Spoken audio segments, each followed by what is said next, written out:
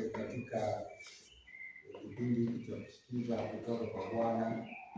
Ninaamini ya kwamba Mungu anaenda kutunenea na kutufunulia mambo yote, mambo ile ambayo inafaa tujue. Mungu anaenda kutufunulia. Bwana sifiwe. Kwa hivyo hakikisha kwamba ukitoka hapo utoke na ufunguo fulani, utoke hapa na kitu ambacho Mungu amekufunulia kupitia kwa neno lake. Usikubali kuja kanisani kwa ibada alafu unatoka hapo ni toka na kitu. Bwana sifiwe. Toka na kitu, get something and run away with it. Bwana sifiwe. Nataka tusome katika kitabu cha Warumi 12 mstari wa 2, alafu tutasoma Yoshua 1 mstari wa 8. Tukipata nafasi tutasoma Wakolosai 3:16. Bwana sifiwe. Hizo ndio maandiko tunaenda kusoma mchana wa leo. Naenda kuongea kuhusu kufanya upya nia yako ama mawazo yako, renewing your mind. Bwana sifiwe. Unajua tumekuwa tukiongea kuhusu utakaso na mambo ya utakaso involve vitu vingi, si roho peke yake. Last week tulikuwa tunaona ya kwamba katika utakaso lazima kuna mambo utavua na kuna ile ambaye utavaa. Pia tunaona Biblia inasema kwamba vua mtu wa kale na uvae mtu mpya ambaye ameumbwa kulingana na Kristo Yesu. Be created in Christ or according to Christ. Bwana sifiwe. Katika image ya Kristo Yesu. Kwa hivyo kuna mambo tuliona ya kwamba lazima mtu uvue, na kuna mambo mengine ambayo inabidi ukaweze kuyavaa, na hiyo ni jukumu ambalo tumepewa. Na tukaona ya kwamba Mungu akwambie ufanye kitu ambacho anajua kwamba wewe utafanya. Akisema vua, anajua kwamba uko na uwezo wa kuvua. Akisema vaa, anajua kwamba unaweza vaa. Bwana sifiwe. Hilo kitu ambacho ninasema ni kwamba kuna mambo katika maisha yako usipoyavua, ambayo inaitwa mtu wa kale, inakuchafua. Maana utakani uishi kama mtu mpya, na huwezi ishi tena kama mtu wa kale ama mtu wa zamani ambaye analeta destruction, analeta corruption kwa maisha yako. Huwezi tembea katika mambo fulani Mungu amekuangalia ikiwa bado unatembea katika ule ukale, katika mtu wa kale. Bwana sifiwe. Lazima uvue ukavae mtu mpya. Bwana sifiwe. So ndio leo nataka tuendelee, na nataka tuongee kuhusu renewing your mind. Bwana sifiwe. Mtu wa kale huwa anakaa wapi? Mtu wa kale anakaa wapi? Kuna mahali ambapo mtu wa kale anakaa na ana occupy mahali pale ambapo anakaa, na huwezi tembea kwa mambo mapya, huwezi tembea kwa vitu vipya ikiwa uko na mtu wa kale. Bwana sifiwe. Soma Romans chapter 12 and verse 2, inasema hivi: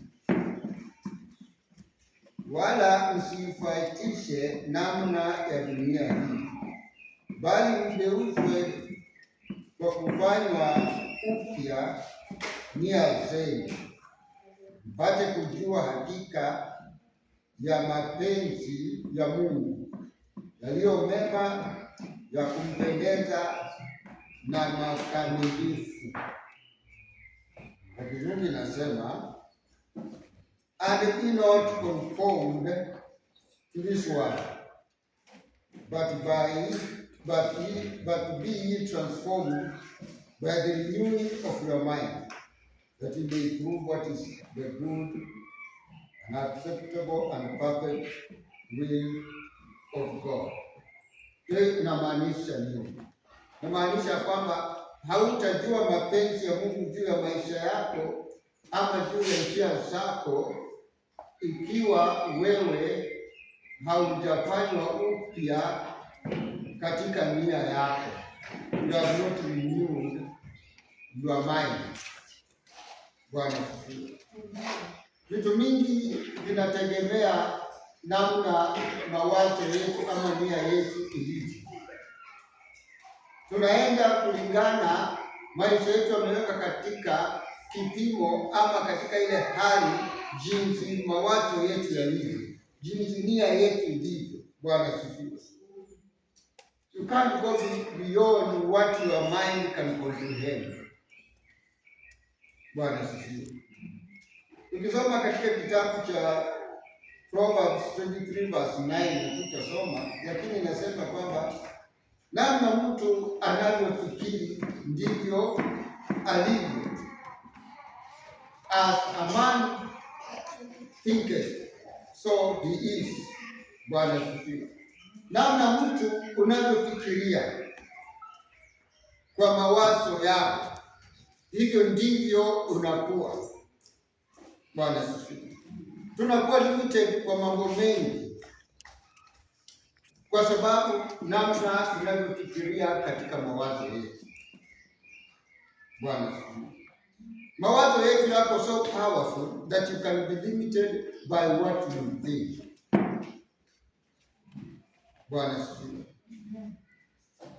Ndio Biblia inasema in the book of Timothy, one of the Timothys, inasema kwamba God has not given us the spirit of bondage to fear, but a spirit of love, power, and a sound mind.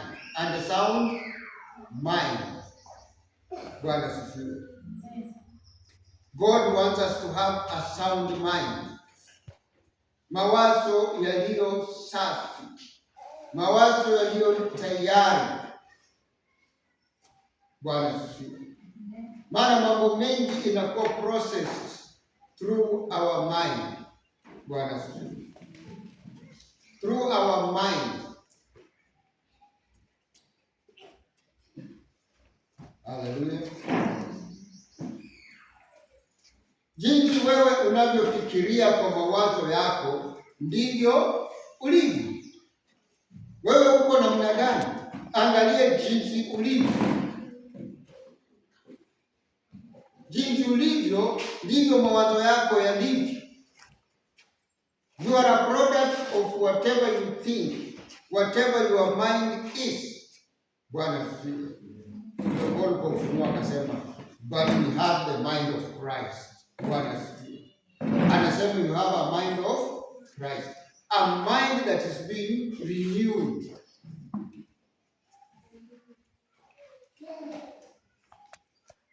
Unaona kuna mtu ni masikini. Si masikini kwa sababu aliumbwa kuwa masikini, lakini mindset yake, namna mawazo yake ilivyo ndio inamfanya akae jinsi alivyo. Your mindset, mawazo yako, nia yako will determine who you are. Bwana asifiwe. Wewe unaweza fikiri mtu ni maskini kwa sababu hana pesa. Pesa si suluhisho ya kufanya mtu akatajirike ama awe na mali, si pesa. Unaweza pea mtu pesa na akabaki kuwa maskini. Unaweza pea mtu kazi na akuwe maskini. Lazima deal with the mindset na mawazo yake, namna anavyofikiria.